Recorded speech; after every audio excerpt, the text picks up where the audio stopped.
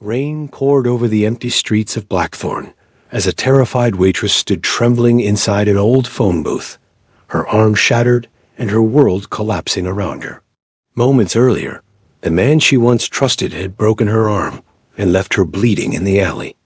With nowhere else to go, she made one desperate call to a number she had never dared to use.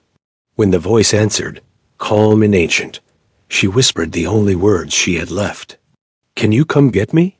What she didn't realize was that the man on the other end of that phone wasn't just anyone. He was the vampire king of the entire city. And tonight, someone was about to learn a terrifying lesson about hurting what belongs to him. She had endured pain in silence for years, but the night her ex broke her arm, one trembling phone call awakened the most dangerous protector in the dark. Lena Hart had learned long ago that survival often looked quiet from the outside. It looked like lowering her eyes when customers shouted at her for cold coffee she had not brewed. It looked like smiling through double shifts at the Silver Lantern Diner while her feet ached inside worn shoes and her stomach twisted from hunger. It looked like hiding bruises under long sleeves and pretending she had bumped into doors when people noticed the fading marks near her wrists. In the city of Blackthorn, no one asked too many questions, because questions invited trouble, and trouble had sharp teeth. Lena knew this better than anyone. She had spent 2 years trapped in the orbit of Mason Crow, the man who once promised her safety, and then slowly turned into the reason she feared going home at night. That evening the rain had started before sunset. A hard freezing rain that rattled the diner windows and turned the neon sign outside into a pink blur. Inside, the diner smelled of grease, earned onions, and cheap coffee. But Lena preferred that over the bitter cologne Mason wore. He had come in just before closing, sober and smiling, which frightened her more than shouting ever could. Mason only smiled when he had already decided to hurt someone. He sat in the last booth and watched her move between tables with the lazy patience of a wolf waiting for a wounded animal to stumble. Her manager noticed him and instantly disappeared into the kitchen, suddenly busy with dishes that did not need washing. No one wanted to get involved. No one ever did. When Lena finally stepped into the back hallway to grab her coat, Mason followed her. The hallway was narrow, dim, and lined with boxes of canned soup and bleach bottles stacked against the wall. She turned when she heard his boots, and before she could speak, he grabbed her by the arm. His fingers dug into her skin as his face twisted with insulted pride. He accused her of ignoring his calls, of acting too proud now, of forgetting who had taken care of her when she had nothing. Lena tried to pull free, her voice shaking as she told him to let go, but Mason's anger rose the moment he heard resistance. He yanked her harder.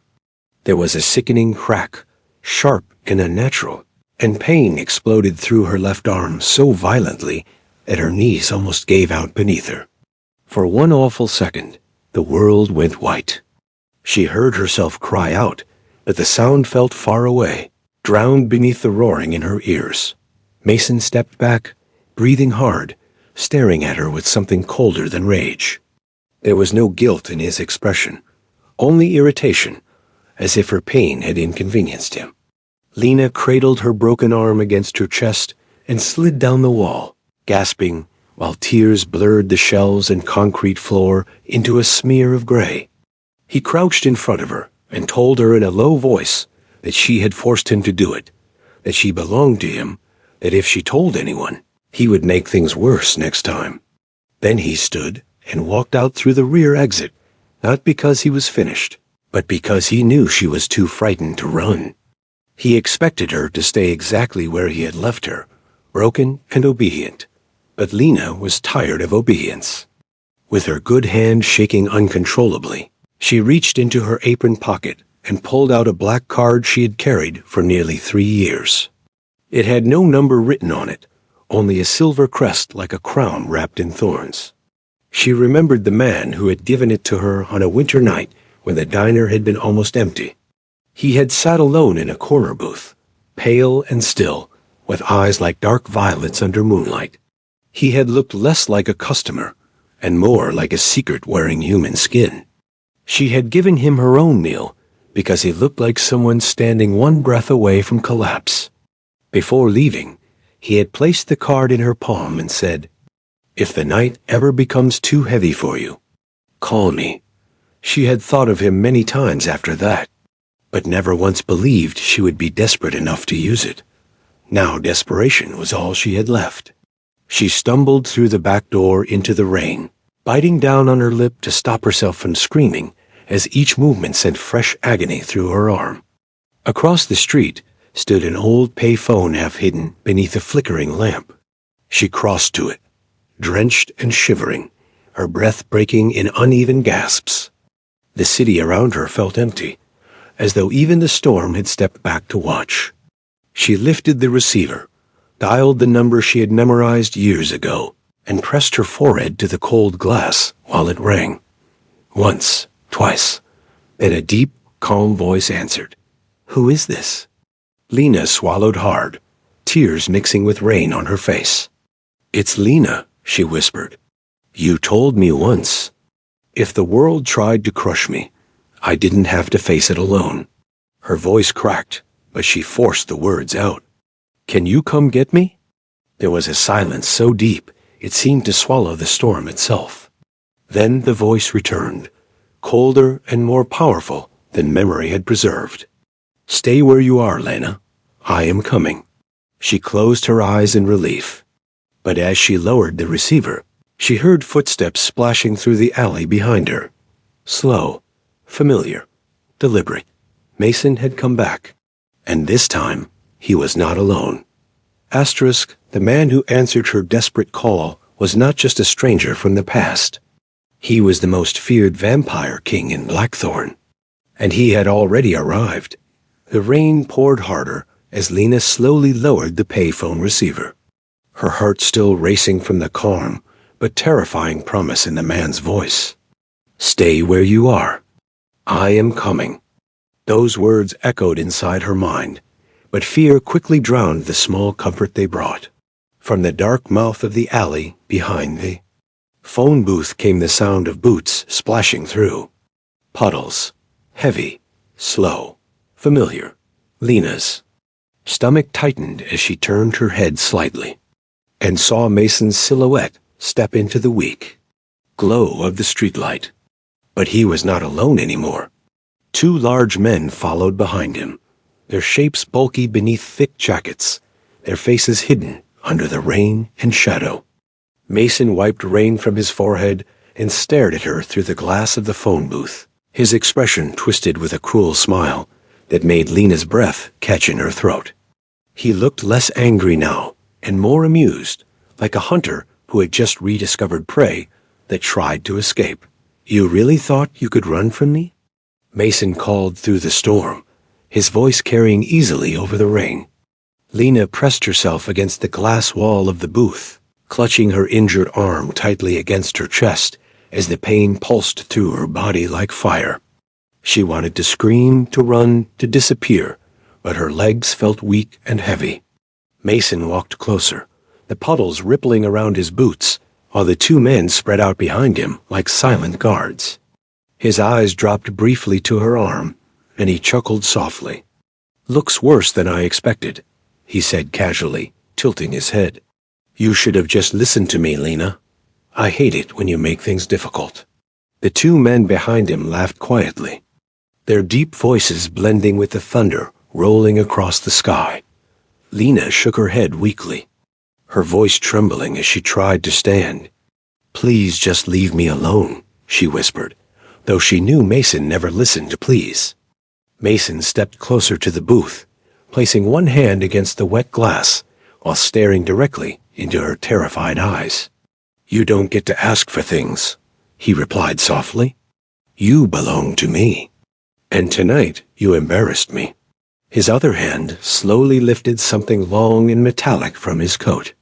Under the streetlight, Lena saw the dull shine of a crowbar. Her breath stopped.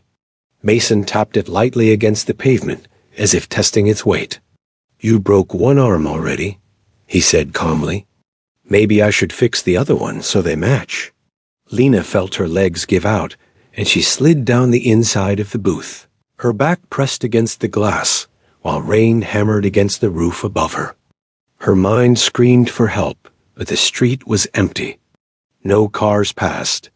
No lights turned on in nearby buildings. It was as if the entire district had chosen not to exist tonight. Mason opened the booth door slowly, letting the rain pour inside while he stepped closer. The two men behind him watched eagerly, their shadows stretching across the wet pavement. Mason raised the crowbar slightly, his smile widening, as Lena curled against the corner of the booth. Then something changed. The air itself seemed to tighten, like the moment before lightning strikes. The rain slowed strangely, the falling drops hanging in the air just a fraction longer than they should. Mason paused mid-step, his smile fading as he looked over Lena's shoulder toward the dark end of the street. A deep silence rolled across the alley, heavy and unnatural. Even the thunder seemed to retreat. Lena turned slowly, her heart pounding, and saw a tall figure standing beneath the broken streetlight behind the phone booth. He had not walked there. He had simply appeared. The man held a black umbrella that shielded him perfectly from the storm. His long charcoal coat moved slightly in the wind, and his pale face seemed almost luminous in the dim light. His eyes, glowing faintly violet, were fixed on Mason with calm but terrifying focus. Lena recognized him instantly. 3 years had passed, but she would never forget that face. Ambrose Greyhaven. The Vampire King took one slow step forward, the umbrella tilting slightly as his voice cut through the storm like quiet thunder. "You heard the lady," he said coldly. "She asked me to come get her." Mason frowned, clearly confused, but still arrogant. "Who the hell are you supposed to be?" he demanded, tightening his grip on the crowbar. Ambrose looked at the weapon briefly, before meeting Mason's eyes again, and the faint smile that appeared on his lips made Lena's blood run cold. He said softly, "I'm the worst mistake you will ever make." And in the next second, Ambrose vanished from the streetlight and appeared directly behind Mason. In a single blink, the man who had terrified Lena for years realized he was no longer the hunter. He had become the prey. Mason felt a sudden chill crawl up his spine the moment the stranger disappeared from the streetlight. 1 second the tall man had been standing several feet away beneath the broken lamp, and the next moment he was simply gone. The rain continued to fall heavily, splashing across the pavement and the glass of the phone booth where Lena sat trembling. But the silence that followed felt unnatural, thick, and suffocating. Mason tightened his grip on the crowbar and spun around quickly, his eyes scanning the empty street with growing confusion. Where did he go? One of the men behind him muttered nervously, his voice no longer confident. Mason opened his mouth to shout something angry, but the words froze inside his throat when he felt a presence standing directly behind him. Slowly, very slowly, he turned his head. Ambrose Greyhaven stood only inches away, his tall figure towering calmly over Mason, as if he had always been there. Rain slid off the edges of his umbrella without touching him, and his violet eyes glowed faintly in the dim streetlight. Mason staggered back instinctively, shock flashing across his face before anger quickly replaced it. "You think you're funny?" Mason snapped, raising the crowbar defensively. "You scared me for a second, but you picked the wrong night to play hero." The two men behind Mason moved forward cautiously, though the unease in their expressions was impossible to hide. Ambrose said nothing for a moment. His gaze shifted briefly past Mason to the phone booth, where Lena watched with wide, frightened eyes. She could see something ancient and powerful behind his calm expression, something far older than the storm surrounding them. Ambrose finally looked back at Mason, studying him with the quiet patience of someone examining a broken object. "You hurt her," he said softly. The simple sentence carried more weight than a shouted threat. Mason scoffed loudly, trying to laugh off the strange tension that had settled over the alley. "She's my girlfriend," he replied with a shrug. "If I break something that belongs to me, that's none of your business." The moment the words left his mouth, something in Ambrose's expression changed. The faint smile vanished, replaced by a cold stillness that made even the rain seem to hesitate. Mason suddenly felt the urge to step backward again, though he forced himself to stay where he stood. Ambrose lowered his umbrella slowly, letting the rain fall around them while his eyes remained locked on Mason. "She does not belong to you," he said quietly. Mason lifted the crowbar higher. "Listen, rich boy," he snapped, irritation rising in his voice. "Walk away before I teach you a lesson." Without warning, Mason swung the crowbar toward Ambrose's head with all his strength. Lena gasped inside the booth, certain she was about to witness something terrible. But Ambrose did not dodge. He simply raised one pale hand and caught the metal bar mid-swing. The impact should have shattered bone, but instead the crowbar stopped completely, as if it had struck solid stone. Mason stared at the weapon in disbelief, while Ambrose examined it with mild curiosity.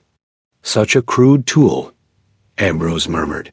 Then, with slow, deliberate pressure, he began bending the steel bar with his bare fingers. The metal groaned loudly before folding like soft clay. Mason's face drained of color as the twisted crowbar slipped from his hand and clattered uselessly to the pavement. One of the men behind him cursed and stepped back. The other turned and ran down the alley without a second thought. Mason tried to retreat as well, but Ambrose stepped forward, his presence blocking the path like a wall. "You broke something that was under my protection," Ambrose continued calmly, his voice quiet but filled with authority that made the air vibrate. "In my world, that carries consequences." Mason's bravado finally cracked as he stumbled backward until his shoulders hit the brick wall of the alley. "What are you?" he whispered hoarsely. Ambrose leaned slightly closer, his violet eyes glowing brighter in the darkness. "I am the reason monsters like you learn fear." Before Mason could react, a sleek black car rolled silently into the alley and stopped beside the phone booth. The driver's door opened, and a tall woman stepped out wearing a dark suit that barely concealed the powerful muscles beneath it. Her copper hair was tied tightly behind her head, and a long scar crossed one of her eyes. She looked briefly at Ambrose before nodding with quiet respect. "Your Majesty," she said calmly. "The car is ready." Lena's heart skipped when she heard the title. "Your Majesty." Ambrose turned toward the booth and gently opened the door, his voice suddenly softer than before. "Miss Hart," he said, "may I escort you somewhere safe?" Lena hesitated only a moment before stepping toward him, still cradling her injured arm. But as Ambrose helped her into the back seat of the car, he glanced briefly toward the dark end of the alley.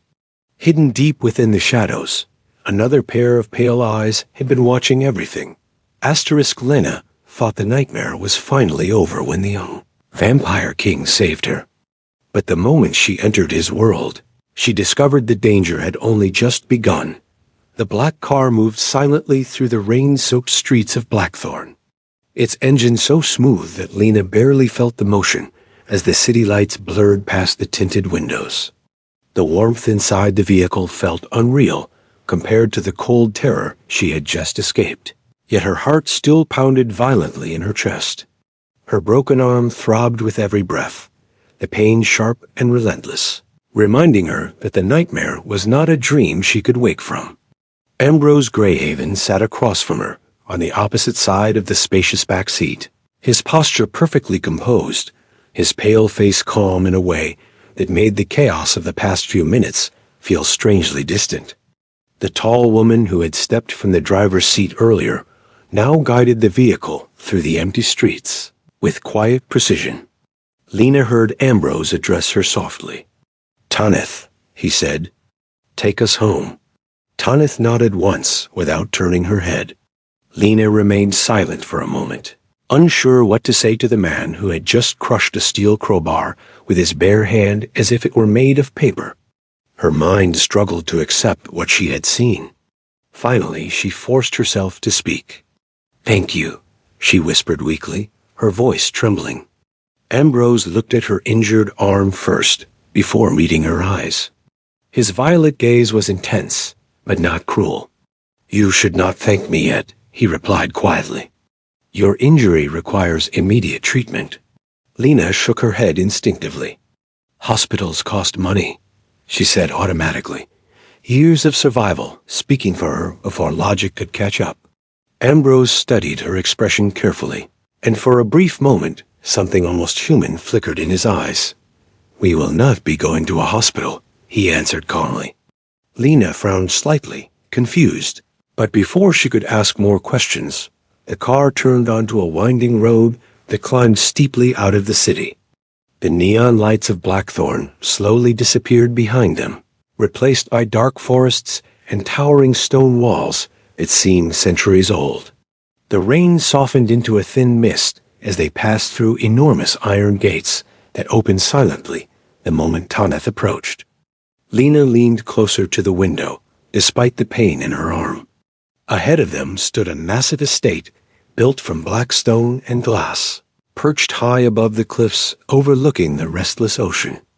Lightning flashed in the distance, illuminating the structure in a cold silver glow. The place looked less like a home and more like a fortress, built for creatures that did not fear storms. The car stopped beneath a covered entrance where several tall figures already waited silently in the shadows. Tanith stepped out first and opened Lena's door with surprising gentleness. "Careful with your arm," she said quietly. Lena hesitated before stepping out of the car, her legs slightly unsteady from shock and exhaustion. Ambrose walked beside her without touching her, though his presence felt strangely protective. They moved quickly through wide marble corridors until they entered a bright medical room filled with equipment that looked far more advanced than anything Lena had ever seen. A silver-haired woman stood beside a metal table, washing her hands slowly. When she turned, Lena noticed her eyes were completely black, as dark and endless as deep water. "This is Dr. Celesta," Ambrose said calmly. "She will help you." Lena sat carefully on the examination bed while Celeste approached without hesitation. The doctor gently examined Lena's arm, her fingers cold but precise as she pressed along the bone. "Spiral fracture," she said flatly. "Painful but repairable." Lena blinked in confusion. "Repairable?" she repeated weakly. Celesta did not answer. Instead, she placed both hands carefully over Lena's broken arm. "This will hurt," she said quietly. The next moment, Lena felt something like lightning tear through her body.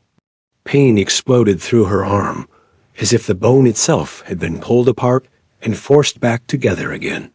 She screamed, despite trying to stay quiet, gripping the edges of the bed while Tanith held her shoulder steady. Ambrose stood beside her, murmuring something in a strange ancient language that made the air vibrate softly around them. Slowly the pain began to change, fading from burning agony into a deep numb warmth. Lena's breathing slowed as the sensation spread through her arm like flowing water. After several minutes, Celesta stepped back calmly. "It is done," she said simply. Lena stared down at her arm in disbelief. The bone was no longer broken. Bruises remained, but the horrible twisting pain had vanished completely. As she flexed her fingers carefully, she noticed something glowing faintly beneath the skin of her wrist. A delicate violet symbol had appeared there, shaped like a dragon, coiled protectively around a blooming rose. Lena looked up in shock. "What is this?" she asked. Ambrose's expression changed the moment he saw the mark. The calm confidence vanished from his face, replaced by genuine alarm. Celesta's dark eyes widened slightly as well. "That," Ambrose whispered slowly, "should not exist." Lena felt a chill run down her spine. "What do you mean?" she asked quietly. Ambrose looked at her as if seeing her for the first time. "Because," he said carefully, That mark only appears on someone the Greyhaven estate recognizes as its queen. And far away in the darkness of Blackthorn, Mason Crow was kneeling before a pale woman dressed entirely in white, begging for power to take Lena back. While Lena struggled to understand the mysterious mark on her wrist, the man who once terrorized her was already making a deal with something far darker than revenge. The Greyhaven estate was silent that night, but Lena could not sleep. She sat on the edge of the enormous bed inside the guest room Tanith had prepared for her, staring at the faint violet symbol glowing beneath the skin of her wrist. The dragon and rose crest pulsed slowly like a heartbeat, casting a soft light across her fingers whenever the room grew dark. Every time she touched the mark, a strange warmth spread through her arm, not painful but powerful, as if the estate itself were breathing through her veins. She remembered Ambrose's words clearly. The house recognizes you as its queen. The thought made no sense. She was just a waitress who spent most nights serving cheap coffee and wiping tables. Nothing about her life belonged in a castle overlooking the ocean. Yet the house seemed to react to her presence. Earlier that evening, when she had walked into the long marble hallway, the chandeliers above her had brightened instantly as if greeting her arrival. Downstairs in the estate's great library, Ambrose Greyhaven stood near the tall windows, overlooking the black ocean waves crashing against the cliffs. Tanith waited beside him, arms crossed, her sharp eyes studying the storm outside. The mark appeared naturally? She asked quietly. Ambrose nodded once, his expression darker than usual. I did not give her my blood, he replied. The bond formed on its own. Tanith frowned slightly. That has never happened before. Ambrose turned toward the window again, his violet eyes reflecting the lightning flashing across the sea. The Greyhaven magic is always chosen carefully, he murmured, but never without reason. Tanith opened her mouth to reply, but before she could speak, a deep vibration echoed faintly through the stone walls of the mansion. Both of them felt it immediately. It was not thunder. It was something older, far away in the ruined industrial district of Blackthorn. Mason Crow knelt on the cold concrete floor of an abandoned warehouse. His breathing was uneven, his body trembling as he stared at the tall woman standing in front of him. She wore an elegant white dress untouched by the dirt and shadows surrounding her, and her pale hair fell like silver over her shoulders. The air around her felt colder than the winter storm outside. Mason had once believed himself to be powerful in the streets of Blackthorn, but standing before this woman made him feel smaller than a child. You said you would help me, Mason whispered hoarsely. You said you could make me strong enough to take her back. The woman smiled slowly, revealing teeth just slightly too sharp to be human. I did say that, she replied softly. Her name was Lady Seraphine, one of the oldest members of the White Court, a rival bloodline that had opposed the Greyhaven family for centuries. She stepped closer to Mason, studying him like a scientist examining a flawed experiment. The girl now lives under Ambrose Greyhaven's protection, she continued calmly. Taking her back will not be easy. Mason's eyes burned with desperate obsession. I don't care how difficult it is, he snapped. She belongs to me. Seraphine laughed softly at the word belongs. Such confidence for a creature so fragile, she said gently. Then she lifted a delicate silver vial filled with a thick dark liquid. But perhaps I can give you the strength you need. Mason stared at the vial, his heart pounding. What is it? He asked nervously. Seraphine tilted the vial slightly, letting the black liquid swirl slowly inside. Ancient blood, she replied. A gift from the White Court. Mason hesitated for only a second before grabbing the vial and drinking it in one desperate swallow. The reaction was immediate. His body convulsed violently as black veins spread across his neck and arms like burning cracks in stone. He screamed, collapsing onto the floor as his muscles twisted and expanded beneath his skin. Seraphine watched calmly while the transformation took hold, Her cold smile never fading. Hours later, Mason stood again, breathing heavily as rain leaked through the broken roof of the warehouse. His reflection in a shattered mirror looked almost monstrous. His eyes had turned pale white, and his body had grown larger, stronger, something barely human anymore. Seraphine stepped beside him, pleased with the result. "Now," she whispered softly, "you may challenge the Vampire King." Back at Greyhaven Estate, Lena suddenly woke with a sharp gasp. The glowing mark on her wrist burned brighter than before, sending a strange warning sensation through her body. She ran toward the tall balcony doors and looked down across the dark valley leading toward the mansion gates. In the distance, she could see something moving through the storm. Something large and fast, crashing through the trees. At that same moment, deep below the estate, the ancient defensive bells of Greyhaven began to ring. Asterisk. The girl who once trembled in a diner now stood at the gates of a vampire kingdom, facing the monster who believed he still owned her. The ancient bells of Greyhaven echoed through the entire estate, like a warning from another century. Their deep metallic sound rolled through the halls, vibrating through the stone floors and tall windows as thunder crashed above the cliffs. Lena stood frozen on the balcony, her heart racing while the glowing mark on her wrist pulsed faster, almost painfully, as if it were reacting to something approaching the estate. The forest below the cliffs shook violently as something massive forced its way through the trees. Branches snapped. The ground trembled. Lena felt the strange connection with the house growing stronger, like invisible threads pulling at her instincts.